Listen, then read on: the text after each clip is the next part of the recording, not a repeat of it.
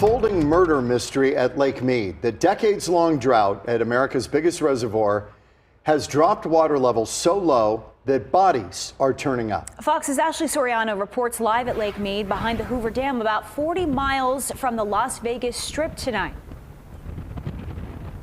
Hi, Christina and John. Well, where I'm standing right now, this would have been underwater this time last year. That's how fast the water level at Lake Mead has been declining. And as it continues to dry up, it could help crack some very cold cases.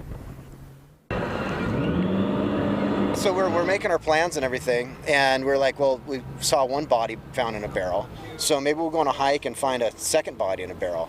We figure like Jimmy Hoffa's underneath a stadium somewhere. Dane Ebright traveled to Las Vegas for his brother's bachelor party. They arrived just days after a second body was discovered at Lake Mead. Police say the first body, which was inside of a barrel, was likely dumped in the 1970s or 80s. The chances are that, that this could have been a mob hit.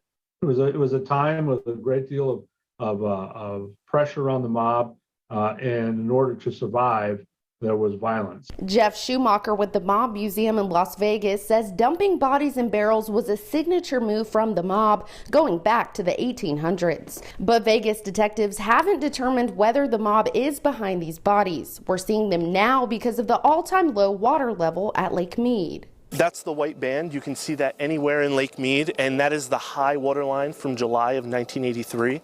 And what that signifies is an elevation of around 1,225 feet. The water level is now 1,052 feet, down 35 feet from just last year, and it's still dropping. We've seen a second body revealed at Lake Mead, and I think we're going to see a lot more, because there's a lot of drowning victims at the bottom of Lake Mead. The mystery behind the bodies is fascinating, but the drought affects millions of people. California, Nevada, Arizona, and Mexico all get their water from Lake Mead. John and Christina. Yeah, Ashley, this is an incredible story because, you get the barrel body, then another body pops up. That was skeletal remains. But as for the barrel body, any update on who that victim might be? I know they're working feverishly to figure it out.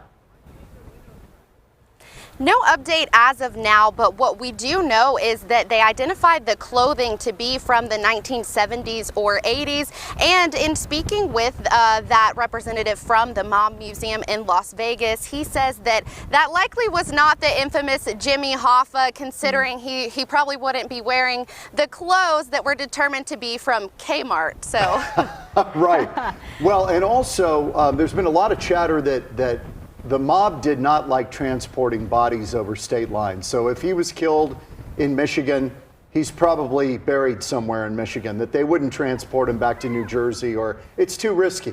So that's interesting.